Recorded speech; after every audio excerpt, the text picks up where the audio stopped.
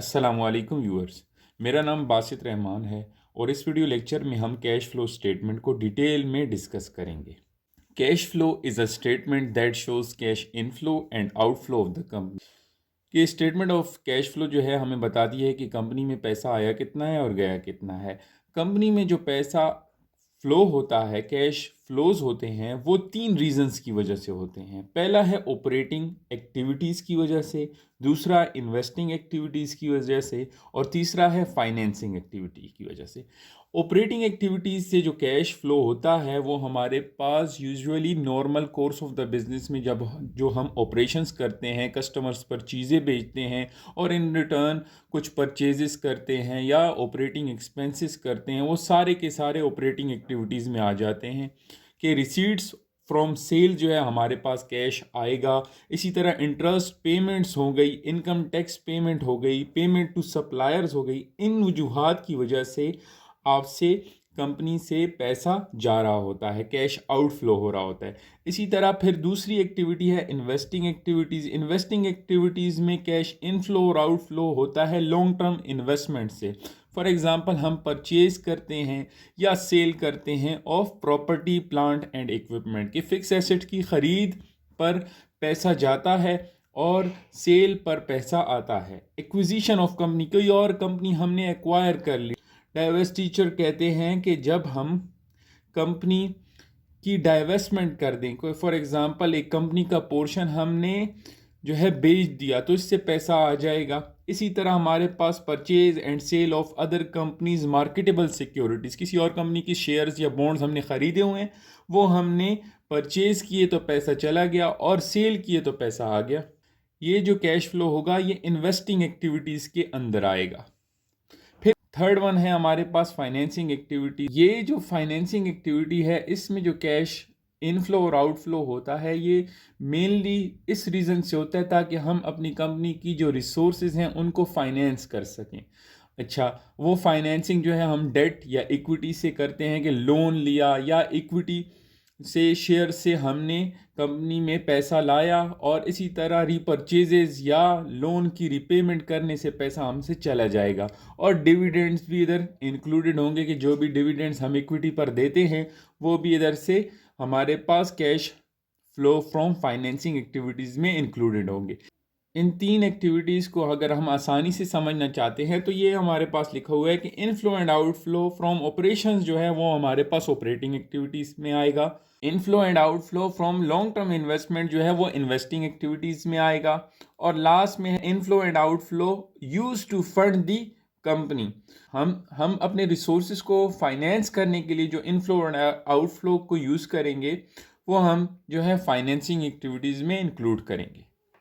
Next चीज़ जो है वो हमारे पास है कि कैश फ्लो स्टेटमेंट को बनाया कितने तरीक़ों से जाता है। तो दो तरीक़ों से बनाया जाता है, जिसमें हम एक मेथड को कहते हैं direct method of preparing cash flow statement और दूसरा है हमारे पास indirect method of preparing cash flow statement. अब इधर याद रहे कि डायरेक्ट और इनडायरेक्ट मेथड में सिर्फ और सिर्फ ऑपरेटिंग एक्टिविटीज़ से जो हमारा कैश फ्लो है, ऑपरेटिंग एक्टिविटीज़ से उसकी कैलकुलेशन जो है वो डिफरेंटली की जाएगी। लेकिन फाइनेंसिंग और इन्वेस्टमेंट एक्टिविटीज़ से जो कैश फ्लो की हमारे पास कैलकुलेशन है वो सिमिलर होगी जो दोनों मेथड्स में, डायरेक्ट मेथड में और इनडायरेक्ट मेथड में सिमिलर होगी कैलकुलेशन इन दोनों cash flow statement direct method.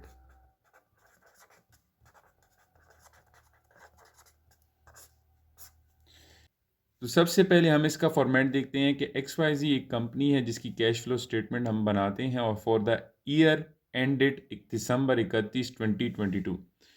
अच्छा, पहली जो चीज़ आएगी वो आएगी cash flow from operating activities, जिसमें हमारे पास रिसीट्स फ्रॉम कस्टमर से, जब भी पैसा कस्टमर से हम कलेक्ट करते हैं तो प्लस के साथ आ जाएगा कि हमारे पास कैश इनफ्लो हुआ है। और पेमेंट्स टू सप्लायर्स माइनस के साथ आ जाएंगी। इंटरेस्ट पेमेंट माइनस के साथ इंटरेस्ट, इनकम टैक्स माइनस के साथ सैलरीज एंड वेजेस माइनस के साथ, रेंट एक्सपेंस माइनस के साथ, और इसके अलावा जितने भी ऑपरेटिंग एक्सपेंसेस हैं वो सारे माइनस के साथ आएंगे। तो ये हम प्लस माइनस जब करेंगे तो हमारे पास आ जाएगा cash flow from operating activities. ठीक हो गया, प्लस माइनस करने के बाद। इसी तरह हम फिर पास सेल ऑफ फिक्स एसेट से पैसा आएगा।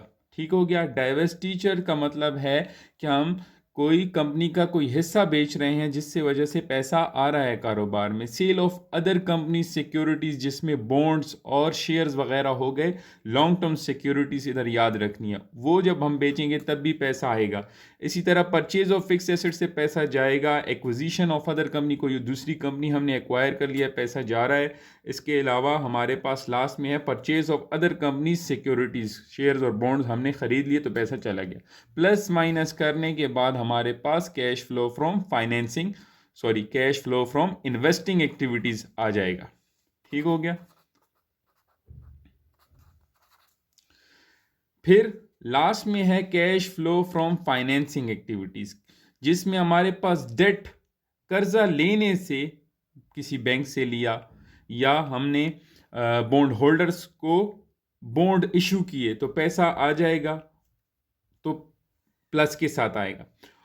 और अगर हमने बॉन्ड्स को मैच्योरिटी के वक्त या मैच्योरिटी से पहले रिडीम कर लिया, बॉन्ड्स की को बॉन्ड होल्डर को अपने पैसे वापस दे दिए तो पैसा चला जाएगा। ठीक हो गया। इक्विटी शेयर्स इशू करने से पैसा आ जाएगा, शेयर्स को रिपर्चेज करने से पैसा चला जाएगा, प्लस माइनस। ठीक हो गया। और डिविडेंड्स जब भी हम देंगे तो हमारे पास माइनस में पैसा चला जाएगा। ये प्लस माइनस करने से हमारे पास cash flow from financing activities आ जाएंगी। ठीक है, cash flow from financing activities आ जाएगी। बस आपने इस टेम्पलेट को फॉलो करना है। अभी आपके पास 3 फिगर्स आ जाएंगे, cash flow from operating activities, cash flow from investing activities and cash flow from financing activities. इन सबको भी प्लस माइनस करना है। मतलब कि for example cash flow from operating activities अगर पॉजिटिव में आ रहा है और इन्वेस्टिंग एक्टिविटीज़ नेगेटिव में आ रहा है, और इसी तरह ये भी पॉजिटिव में आ रहा है, ठीक है, तो प्लस माइनस कर दें। और अगर सारे के सारे प्लस में आ रहे हैं तो प्लस करके आप क्या मालूम कर लेंगे, cash flow during the year. Cash flow during the year आपके पास आ जाएगा, इधर एक वैल्यू आ जाएगी। सिंपल प्लस माइनस करना है। फिर हमारे पास गिवन होगा बिगिनिंग कैश बैलेंस जी, कि जब ये साल शुरू हुआ था या अकाउंटिंग पीरियड शुरू हुआ था तो आपके पास कैश बैलेंस क्या था वो। ठीक है, उन दोनों को आपस में प्लस करेंगे तो हमारे पास आ जाएगा कैश का एंडिंग बैलेंस। कैश का एंडिंग बैलेंस जो कि आपकी बैलेंस शीट में भी रिपोर्ट होगा। ठीक हो गया। तो ये हमारे पास मेथड था जिसमें हमने कैश फ्लो स्टेटमेंट बनाई डायरेक्ट मेथड से। ठीक हो गया। नेक्स्ट जो है वो हमारे पास कैश फ्लो स्टेटमेंट बनती है इनडायरेक्ट मेथड से। हमने पहले डिस्कस किया है कि कैश फ्लो स्टेटमेंट को जब हम इनडायरेक्ट मेथड से बनाते हैं तो सिर्फ और सिर्फ डिफरेंस ये होता है कि आपके पास cash flow from operating activities जो है वो अलग तरीके से फाइंड की जाती हैं, और इन्वेस्टमेंट और फाइनेंसिंग एक्टिविटीज़ की वजह से जो कैश फ्लो हो रहा है वो सेम ही तरीके से फॉलो किया जाता है डायरेक्ट और इनडायरेक्ट मेथड में। तो हम इस इनडायरेक्ट मेथड में सिर्फ और सिर्फ ऑपरेटिंग एक्टिविटीज़ के कैश फ्लो को डिस्कस करेंगे। तो शुरुआत होती है हमारे पास नेट इनकम से, कि नेट इनकम जो भी आपके पास इनकम स्टेटमेंट में आती है उससे शुरू करते हैं, कि जो फिगर आया वो लिख लेते हैं, प्लस कर लेते हैं non cash expenses. Non cash expenses वो एक्सपेंसेस होते हैं जिसमें हम कैश फ्लो नहीं होता, मतलब कैश पेमेंट किसको नहीं करते, जैसे कि डिप्रिसिएशन एक नॉन कैश एक्सपेंस है। ठीक हो गया। एंड एमोर्टाइजेशन, जब आप इनटेंजिबल एसेट्स पर में कमी आती है उसको हम एमोर्टाइजेशन कहते हैं, और उसकी भी जो एक्सपेंस, और ये एक्सपेंस भी हमारे पास नॉन कैश एक्सपेंस होता है, एमोर्टाइजेशन। ठीक है, डिप्रिसिएशन एंड एमोर्टाइजेशन को हम प्लस कर लेंगे। फिर हमारे पास प्लस माइनस करेंगे एडजस्टमेंट इन वर्किंग कैपिटल। अभी आपको पता है कि वर्किंग कैपिटल हमारे पास क्या होता है, वो कैपिटल जो कारोबार में, बिजनेस में, ऑपरेशन में वर्क करता है। इसमें इंक्लूडेड होता है current asset and current liabilities, क्योंकि हमारे पास वर्किंग कैपिटल का कॉन्सेप्ट है कि दो तरह के वर्किंग कैपिटल हो सकते हैं, gross working capital and net working capital. Gross working capital का मतलब है total current assets is our gross working capital, और करंट एसेट्स से करंट लाइबिलिटीज़ को माइनस करते तो हमारे पास नेट वर्किंग कैपिटल आ जाता है। तो हमारे पास एडजस्टमेंट करेंगे हम वर्किंग कैपिटल में, तो वर्किंग कैपिटल में हमारे पास क्या क्या आ जाएगा, करंट एसेट्स। करंट एसेट्स में अकाउंट रिसीवेबल और इन्वेंट्री। अकाउंट रिसीवेबल में कमी आई है, डिक्रीज इन अकाउंट रिसीवेबल। और अकाउंट रिसीवेबल में कमी कब आती है, जब उनसे कलेक्शन हो जाए। कलेक्शन हो जाए तो इसका मतलब ये है कि कैश आ जाता है, इस वजह से ये प्लस के साथ आएगा। और इंक्रीज इन अकाउंट रिसीवेबल का मतलब है कि कलेक्शन नहीं हुई तो माइनस के साथ आ जाएगा, कि हम माइनस करेंगे नेट इनकम से। दूसरी बात है, इन्वेंट्री में जब भी कमी आती है, इसका मतलब इन्वेंट्री बिकी होगी तो सेल हुई होगी, इस वजह से हमारे पास ये प्लस के साथ आ जाएगा, सेल में हमारे पास कैश आता है। लेकिन अगर इन्वेंट्री में इजाफा हुआ है, इंक्रीज इन इन्वेंट्री, तो इसका मतलब ये हमने ख़रीदी है तो इसमें क्या होगा, हमारे पास कैश जाएगा। इसी तरह अकाउंट्स पेबल करंट लाइबिलिटी है, उसमें इजाफे का मतलब ये है कि हमने पेमेंट्स नहीं की जिसकी वजह से हमारा कैश नहीं गया तो प्लस के साथ आ गया। और डिक्रीज इन अकाउंट पेबल मतलब हमने अकाउंट्स पेबल को पेमेंट कर दी तो हमसे पैसा चला गया, इस वजह से ये माइनस के साथ आ गया।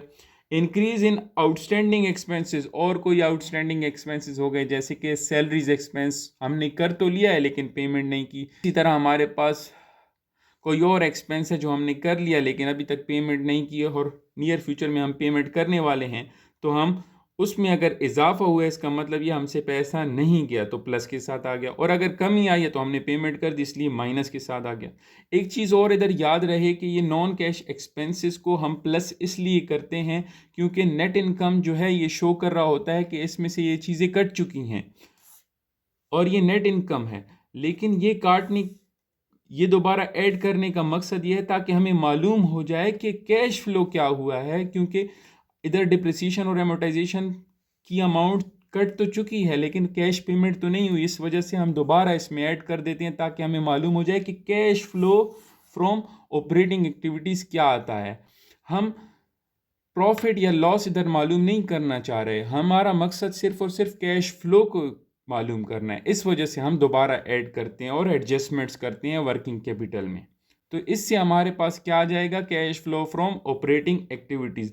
आप ये फिर अगली जो भी एक्टिविटीज़ हैं फाइनेंसिंग और इन्वेस्टमेंट एक्टिविटीज़ उनके साथ भी प्लस माइनस करके आप जो है cash flow during the year मालूम कर लोगे और फिर उसको बिगिनिंग बैलेंस के साथ ऐड करके आप एंडिंग कैश फ्लो मालूम कर लो। तो ये आपके पास कैश फ्लो स्टेटमेंट को बनाने का तरीका है यूजिंग इनडायरेक्ट मेथड।